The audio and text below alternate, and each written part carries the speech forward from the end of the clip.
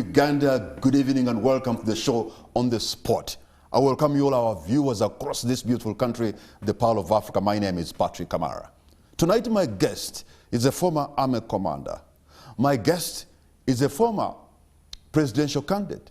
My guest is a former president of the Forum for Democratic Change.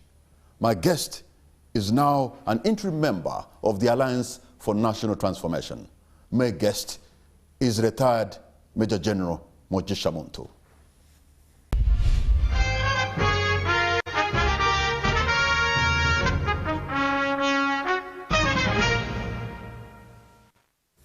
General Muntu, I want to thank you so much for having honored our invitation, and warm welcome to you. My pleasure. And General Muntu, you're looking so good, you're looking so young. What's the trick? Because you're a guy who came from the bush the other day, but you make some of us who were younger even look older. So what's the trick? First tell us, what is it? So are you. And yet you are in the mix of so many things that maybe would take your time. So are you. You still look much younger than your age. General Muntu, we are always... two of us.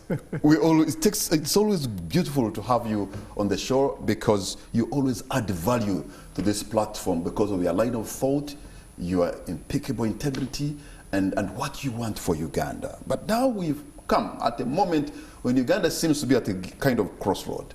General Muntu, you are portrayed to be somebody who has a high sense of integrity, that you're squeaky clean, if I may use the word of some friend of mine. Of recent, I've had numerous problems in our country, allegations of corruption everywhere. And you know, that corruption gobbles 9 million trillion of public resources every year, if we were to go by the report of the Inspectorate of Government. And yet, General Muntu, the way we know you, you seem to be silenced, very silent in this whole discussion. So my question is why? First, it's unfortunate that we're in the kind of situation which we are. And it's deep. Because most people look at the individuals who are sucked into corrupt activities. But I think to me the most frightening thing is that it's a culture.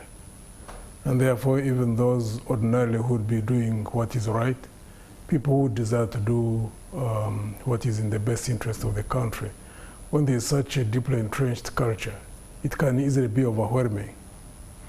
The unfortunate part, again, is that most people do not seem to know that it's deliberate. It was designed consciously to be what it is, because it is one of the factors that is at the root of those who are in power and who want to hang on to power.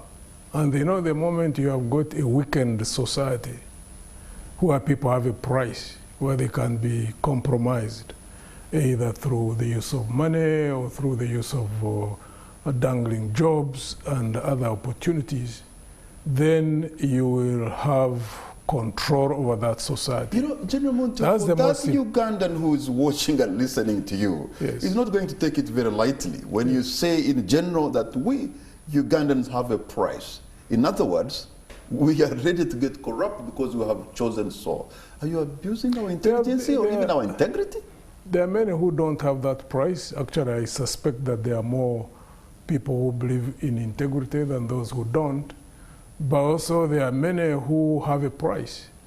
And the unfortunate thing is that the many who don't have a price tend to remain outside of politics. And therefore those who rush into politics, most times, as happens in societies where there is weakness and the strong and resilient people don't get into the center of things in politics, politics is eventually taken over by the corrupt. And that's the status of things. And the only way that can change is when those who want to see things done the right way actually get either directly involved in politics or wherever they are, do all things humanly possible to influence the direction of politics. Because this situation is not going to change by itself. And to be honest with you, the many of us who have resisted becoming corrupt, there's nothing special with us, to be honest with you. All human beings the design of every human being. There are two state of, maybe I should call it states of being in every human being. So it's a question of choice, which direction one takes. So when there is an environment like this, which tempts people to take the easy route of getting free things, of being corrupt, it tempts quite many. I want to put it back However, yes, gentlemen. This is not the first country to be in the situation in which we are. We have seen many countries that have been in the state in which we are. And when those who want to go in the right direction organize themselves, they're always able to change the situation. And then you find stable countries, and you find these countries where there are equal opportunities, where there is transparency in the management of national resources. So therefore, we should not feel hopeless, because this situation can be changed. General Muntu, you have used words in this discussion that are very intriguing and implicating. May the way even yourself you are not aware, because you said, this is what they want. This is rooted in their kind of DNA or how they think. Yeah, for the leadership, yes. And you said, as if you are saying, there's them and you. There's them and you. And yet them also, you are part of them that day. I want to ask. In physical terms, and unfortunately, I keep bringing some words and statements when we're having a discussion because of your background, and somehow you cannot separate yourself completely from the background. In 1996, just before you became army commander, when President Museveni came to town, he came with 10 points, the 10-point program. And General Muntu, point number 7 was the fight against corruption. And that was them, including yourself, because they were them and the others, but you were them then. How again do you say they are rooted in this kind of grand corruption, yet this is what you came, flagging as some of the reasons why you risked your lives? Yeah, there are two aspects to our human existence. There are the physical aspects where people can be together. You can be together in a church, you can be together in a mosque, you can be together in a clan, you can be together in a family, you can be together in a political party, you can be together in government. But you may be physically together, but separate in thinking. General Muntu, I'm talking about political conviction. This is your political conviction. This is what siyasa. You remember when you are doing your siyasa? It's political, ideological conviction of your people you're with. So it's more or less like together in spirit, in intent. The whole point is why there are those who lost track or lost direction, and they engaged in corruption. And there are those whom we were together, who are not involved. That's the whole point. Because basically it means that in whatever formation you are in, you can be physically together. That's one form one form of association. So they moved, you didn't? We remain in the same place, to be honest with you. That's not only in government. I mean, you find it everywhere. You can be in a family, and you find there are people in a family who behave completely different from each other. So at the end of it all, I recognize, yes, that we fought, we took power, and then we parted ways. That's a natural process, because even now, those of us who are fighting to take power, until there's a group which builds a significant number of them to become the dominant force, who want to do what is right, who believe in transparency in the management of national resources, who believe in equal opportunities, who believe in justice, and they're the dominant group. When such an organization takes power, that's what is going to be planted into or become a culture in the country. Should any group get into power, when the dominant force within it is not of those who want to do right, again the same thing will happen. We've seen this happen over and over. Not only here in Uganda, but globally. General Muntu, do you get a sense of frustration for the lack of some kind of an elite consensus? Ugandans, we can call those who have somehow made it, to seem not to be so much involved in caring for the fight for democracy, for a better Uganda. Because it appears in the 1980s or thereabout, there seemed to have been an elite consensus. People were just going to university, just finished university. You're beginning to be a medical doctor or something like that. You're like, you know what? We have agreed things are not right. Let's do ABCD. But today, there seems to be that lack of that elite consensus. You must be a frustrated man with that kind of generation. I understand human nature. That's why I never allow myself to be frustrated. Remember, just before we went to the bush, look at after Amin's overthrow in '79, when UNLF took power. UNLF was composed of the elite in this country. There were doctors, professors, lawyers, engineers, very highly educated people, prominent people, who met in Moshi and formed government, which had its own turbulence. Maybe there were changes about 2 or 3 in the 2 years in which it was in power. The only consensus they had actually was the removal of Amin. After that, they went in different directions. Because again, unfortunately, at that point where one would have hoped there was going to be a new beginning, many of them were looking at self-advancement rather than the national cause. That's always at the core of the problems any society faces. We faced it in '62, '79, of course, the military took over, then UNLF time, then when we took over, and now we are moving towards another change. The question now at that point, whichever group takes power, which is going to be the dominant force within it? That's the key question. So let me... And we must recognize that we are growing in numbers. I mean, now we're about, the last census indicated apparently that we're about 45, 46 million. I keep saying this from the projections. We're going to hit between 80 to 100 million in the next 25 years or so. So the question is, in a country like this, if we don't recognize that the only way we can change direction, one, getting out of the mess in which we are, and preparing ground for taking care of such big population which that brings we are me to this with, question, General Muntu. Why would it not be so clear to us to work day and night to create that consensus that you are talking about? Which brings me this question. Yes. You are more or less a government, alternative government. Yes. You are probably the government in waiting. If you were to be in leadership today, what would you do differently to change this country? And I'm asking this question from you. I really want you to speak with the precision of a general now that you are one. What would you do different? First, put together a team of men and women who have integrity. Men and women who care more about the country, who will put the interests of the country before self. And it's not just about me, or NT for that matter. Any group which does that first will fix the problems of this country. If no group is able to do that, then we still have to tighten our belts and go through the harrowing experiences we are still going through, and they'll be projected forward, whether it's 10, 20, 30 years, however many years it will be. Because therein lies the solution. Nobody can give you what they don't have. Anybody who wants to fix the problems of this country, they must get a team of people. But you know, power corrupts.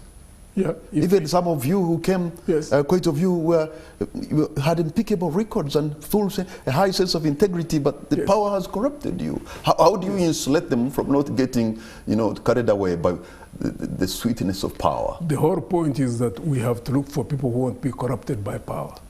And they must operate as a team. I don't know whether you read the Bible. I don't know whether you read the Bible. I don't know whether you read the Bible. There was a time also even God failed to get such good people in the city of Gomorrah. In fact, he asked, the person was telling, if you can get me a number of people who are good and not really evil, I will save the city. Then what happened? They went around and looked and they could never. I said, okay, let me reduce the number. Get me this lower number of people who are good, and they will save the city of Gomorrah. What happened? And they looked and they never saw. And what happened? He bombed it. Absolutely, that's the whole So point. we're going to be bombed. He nuked it. In that case, God burnt the two twin cities. In this case, because there were no men, good men or women. In this case, it would be a case of self-destruction. Because let me tell you, to be honest with you, the bottom line is, if the people who remain in power and those who replace them, and if another team replaces them at another point, if the majority of them are driven more by self-interest than the interest of, or advancing the interest of all, such a society eventually end up in self-destruction. But there are no two ways about that. You really, pardon me, to keep going to your past and the present, yes. because you served in a very sensitive institution. Yes. The Uganda People's Defense Force, NRA then. Yes. At the age of 32, you are army commander. Yeah.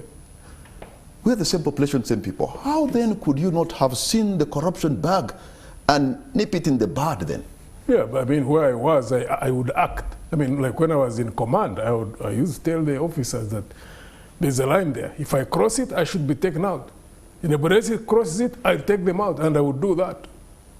You do your part, and everybody else has to do their part as well. If others don't do their part, you cannot, you know, take the blame for that. However, it's a continuous process. Struggle is a continuous process. That's why we are still struggling, you know. There are people who believe that the presidency yes. is complicit in these grand corruption issues. And I've heard actually former colleague, Dr. Kizza Besigye, also say, you know, the problem is that at the top leadership, you have been together at the top echelons of power. Do you share in that opinion? Corruption, that leadership is at the very top? I mean, corruption and all this is at the very top of leadership. As I've already indicated to you, corruption is by design because it's a tool of compromise and therefore control. Explain more on that. One, look at the topmost level. Gen Mugisha knows all the people who are corrupt, but he won't touch them because they are the base of his, they are pillars in his power base. So there is... But if you listen to him during the State of the Nation address and during the budget speech, you could see a leader who is determined to fight. And in fact, we have seen some movements.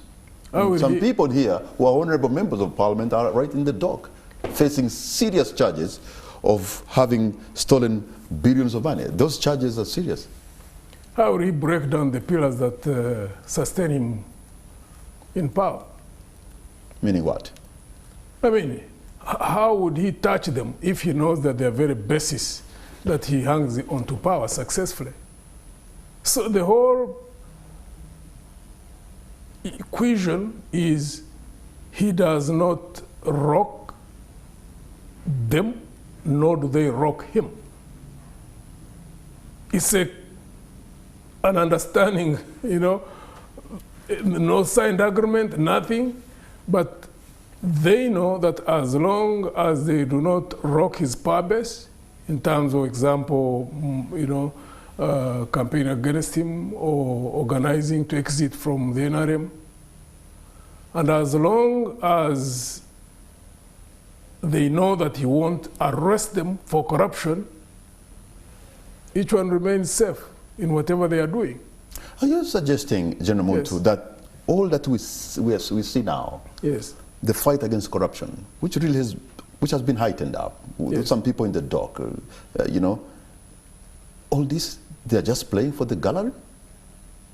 No, it's you know, it's deliberate. Look, if any senior officer of government, whether in politics, whether in the civil service, because that also plays out in the civil service, if they know that they can be as corrupt as they want, and they are not going to be arrested as long as they remain supportive of Gen Museveni's stay in power, what do you expect they'll do? They'll keep on looting. But he has put them on notice. He has put them on notice. But the whole point is that he's trapped himself. He has this government. The only way he would be effective in fighting corruption, the only way he could free his hands to fight corruption, is if he determined in his mind that he's now exiting.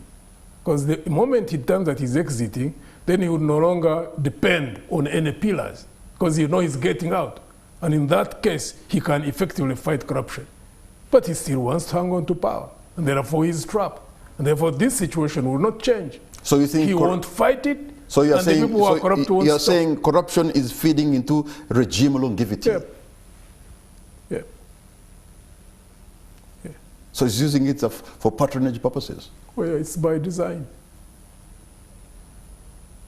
He knows how. Look, there are many people who know that there are files about them. For example, many people in government. How will they raise their heads and say anything or oppose anything? Because they know that they have evidence in the security services. And therefore, it's also used as a tool for control. General Muntu, we are going to take a very quick break. When we come back, I'll be asking some of your colleagues, former colleagues. General Kayindo Tafile has come out to speak so forcefully, telling the Ugandan young people not to take corruption seriously and fight for their country. What do you make of some of these statements from people who are still serving in government at the highest level? We'll be right back.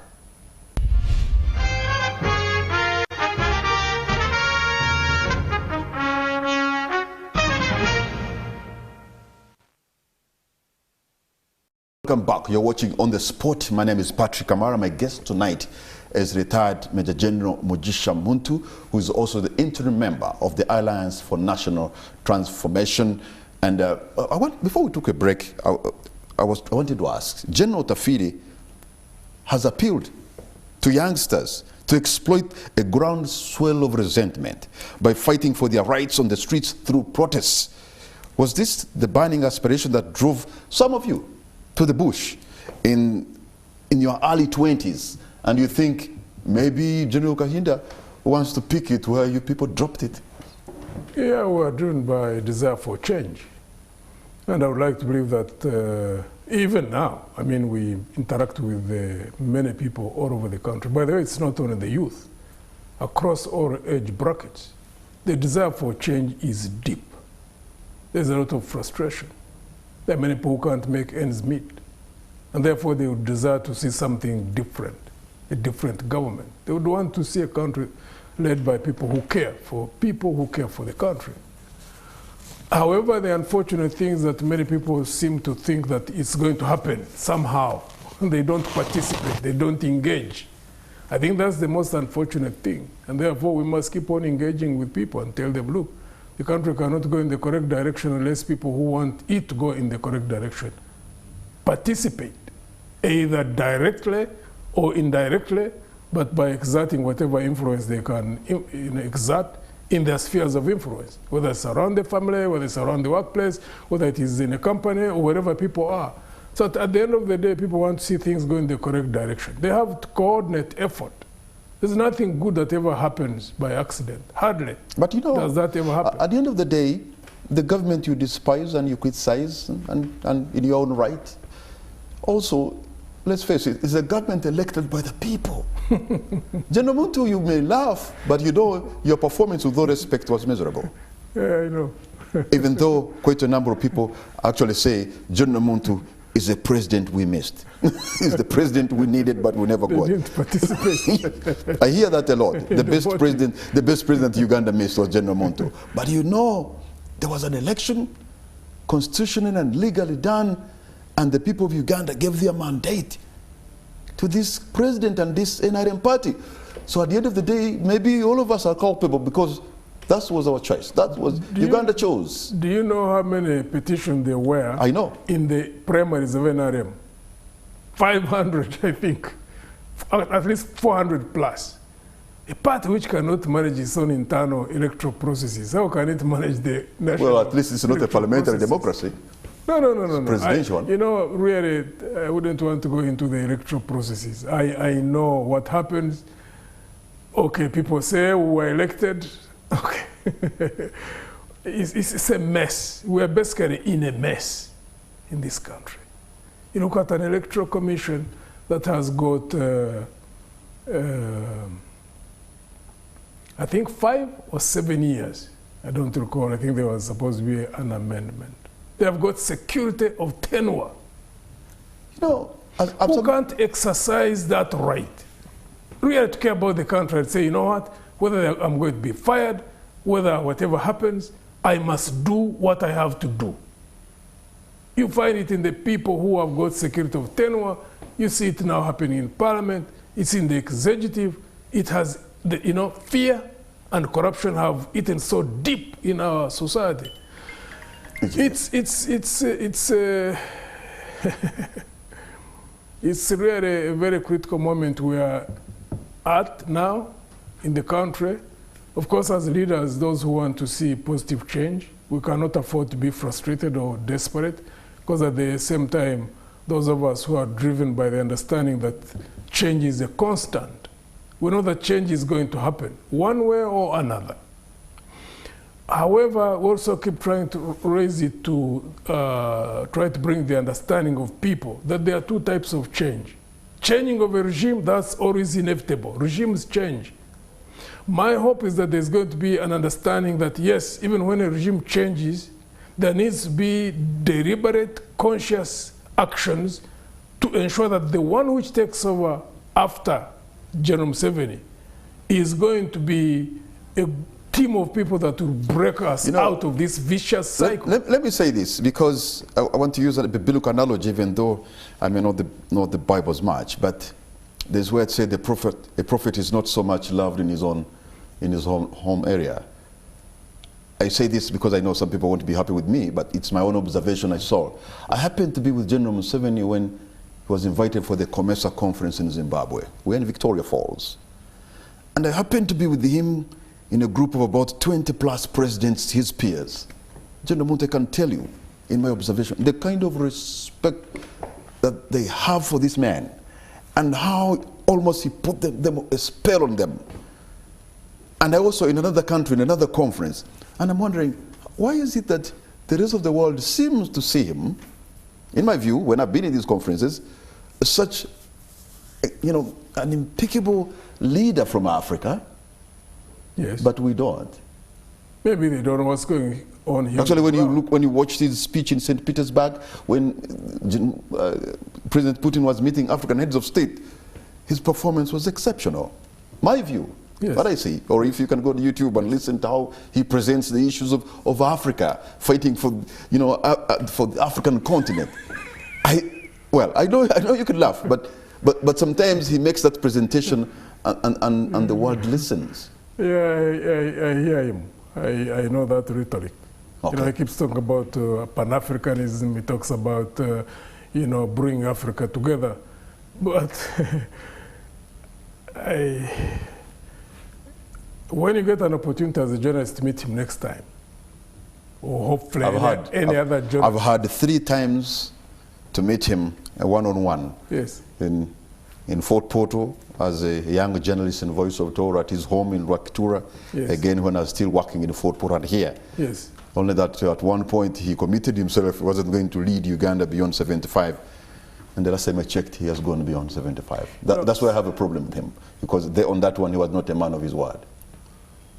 The question I would love any of you, the journalists, to ask him when any of you gets the opportunity to meet him in regard to the Pan-African question, because he blames a lot the chiefs of the past, whose failure led us to us being colonized. What creates resistance in a people to take a position that they would rather fight to the death rather than be subjugated? Like in this particular case, if anybody was to try to recolonize us, what would create the African people, or in this particular case here in Uganda, a people to stand up and resist? It's the will, it's the spirit of the human being, the pride, the sense of pride in a human being. So if you participate when you are a leader in breaking down the very people whom you are talking about, that they could resist subjugation, when you break their spirit down to a point where the very people you lead will be bought by 2,000 shillings, whose value is less than the chicken they own. I keep telling people wherever I go, because I know that the poorest person in this country, also the poorest, has chicken. Average cost of chicken is 25,000, 30,000 shillings all over the country. I mean someone owns something that is worth more than what they are bought at. When someone is bought 2,000, 1,000 shillings to sell his or her right, it means that this woman's spirit has been broken. You're talking about Pan-Africanism. If you can buy them at a domestic level, it means that someone else elsewhere who has money can also buy them. At a continental level. Even at a local level. So when you want to build a people, you build their sense of dignity, their sense of self-worth. It's just, it's rhetoric. So those who can praise him on issues of Pan-Africanism, outside, yes. But the evidence down here, there are no people who can resist subjugation, be it domestic, be it foreign, unless they have got a deep sense of self-worth. But if you work tirelessly to break them down for purposes of control, it may seem to be to your benefit. You may even hang on to power for a long time, but you've broken down a people. You've broken down a society. It could have been actually, I keep saying this. Let me repeat this. Many of us, many people want change, whether they are, us in the opposition, whether they are those who are within the movement. Many of them are looking at the physical infrastructure that they build and this and that and that. Let me tell you, one of the toughest tasks in a group which gets into power, and I hope they'll be prepared, all of them who are trying to get into power, is how to rebuild the spirit of self-worth in the people. It is easy to build a road, to build rail, to build schools, to ensure that there are drugs in hospitals. That is the easiest part of it. But rebuilding a people is not an easy task. And I really hope that the people who are going to take power, hopefully they even understand that in the first place, and that they've got the skills and the resilience to work on that until they can recover these people from where they are, down in the gutters. Because when a human being sells himself or herself for 2,000 shillings, you know that they are really so low down. And that's where we seem to be. Yes, it's a fact. Let me try to... I would like to see anybody within NRM who can contest that. Let me try to take you across the region, General Muntu. The bread process in Kenya proves that not all is well with youngsters who are tired of unemployment, tired of a health system akin to apartheid, where the political elite are treated in the first world hospitals around the world at the cost of taxpayers, while the rest languish in ailing hospitals without drugs. What lessons can we learn from the Kenyan experience, and could it have a domino effect on our region? I really don't know whether what has happened in Kenya will spill over in other, within the region. I don't know. The problems are the same, aren't they? Problems are the same, but at times conditions are different. And the triggers at times are different. And also the levels of tolerance are different. So we will wait and see what happens. What we want to see really is change and meaningful, positive change. And we'll have to keep on organizing and doing all nature of things that need to be done, in whichever way it comes. Because as I think, was it Deng Xiaoping who said that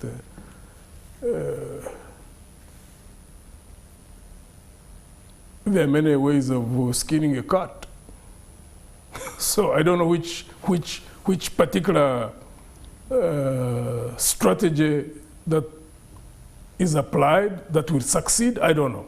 So what those who are, those of us who are organizing around different strategies need to keep organizing and building and advancing along the strategies. We see a high level of some kind of a vibrant citizenry in Kenya, and a high level of civic competence and engagement in Kenya that is absent in Uganda. Why is that so? In Kenya, they have got a culture of civil disobedience actions. In Uganda, our history is that people seem to be tolerant, but they always erupt suddenly. They never engage in protracted civic actions, but they can erupt overnight. And that's why we have gone through violence, by the way, even to the extent of going to the extreme measures of using weapons. Yes. In Kenya, they haven't, except when they were fighting against the British, the Mau Mau. After that, there was only one attempted coup, which was quelled in 1982. But in Uganda, we have had a lot of armed violence and in the 60s, in the 70s, it goes in the extreme 80s. in a short time. Yes. But let me come to you, the Alliance for National Transformation. And I'm wondering what plan you have that it can be so different this time around as you engage Ugandans in 2026. We keep building. Short, medium, long term. Our focus is to continuously seek, engage, and attract men and women of integrity. That's where the solution lies. There are those who think, General Muntu, that it's superfluous to engage in a system using the same ways and the same people and the same methods and think of a different result, because there seems to be a predetermined kind of result that maybe a boycott would be ideal. Your take? Our approach is that we cross bridges only when we get to them. In the meantime, we keep moving towards our objective. Our objectives, as I've already indicated, are short, medium, long term. The immediate focus is get the number of people who want to see change, meaningful change, positive change. Men and women who care about the country. Men and women who care about others. These are simple things, but they are so critical. They are the core of any meaningful change. And whoever applies it successfully is the one who's going to change this country. Nobody's going to change this country in a positive way, in a sense of having good governance, in a manner of having equal opportunities, having justice, having equality before the law, having fairness, fighting corruption. All those are only going to be, effected when you get a team of men and women who will be working together in tandem towards achieving those. So how do you do that? You must first bring them together. Nobody is going to escape that.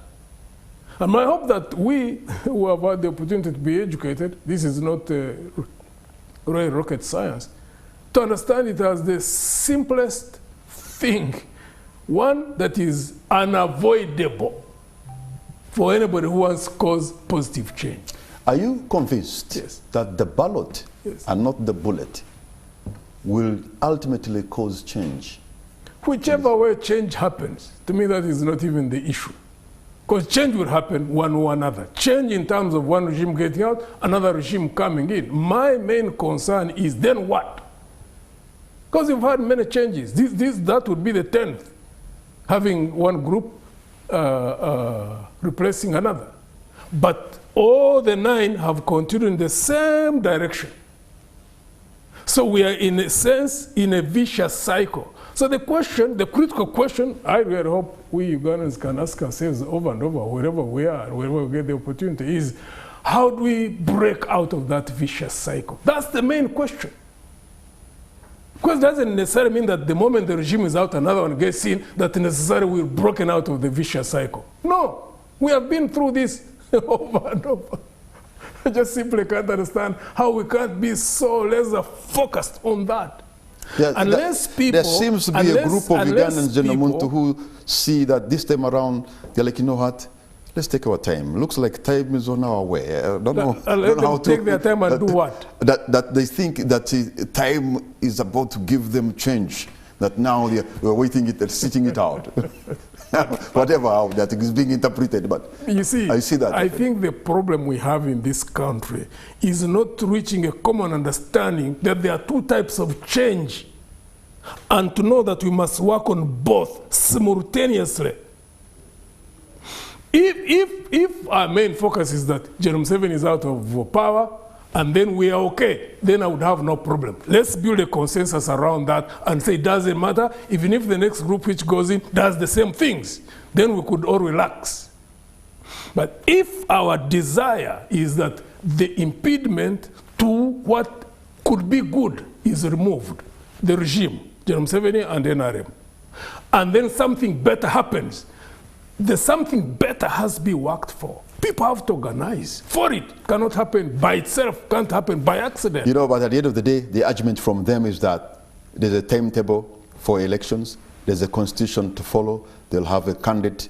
Some people are saying the candidate will be old, but the Americans are presenting even a much older candidate, so that is not even an argument.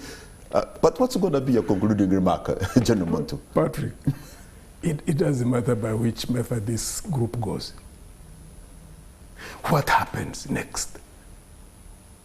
Do we remain in the same vicious cycle, or do we break out? My hope is that we look at these two things. Every time you are engaging with people, they all gravitate towards one. And yet history tells us that yes, we are always having change. One group replaces another, but they continue doing the same things. What's wrong with us? Why are we not able to see the second aspect and that the two must go together? Gen Muntu, retired Major General Muntu, former Army Commander, former President of the Forum for Democratic Change, interim member of the Alliance for National Transformation, a passionate Ugandan who's eternally optimistic about things being good, and that Uganda, we shall get there. That brings us to the end of the next edition of On the Spot. We thank you so much for having honored this, and thank you so much for having given us your time. My pleasure. And I'm always sure that you always add value to this platform. Good night and God bless you, Uganda. Thank you.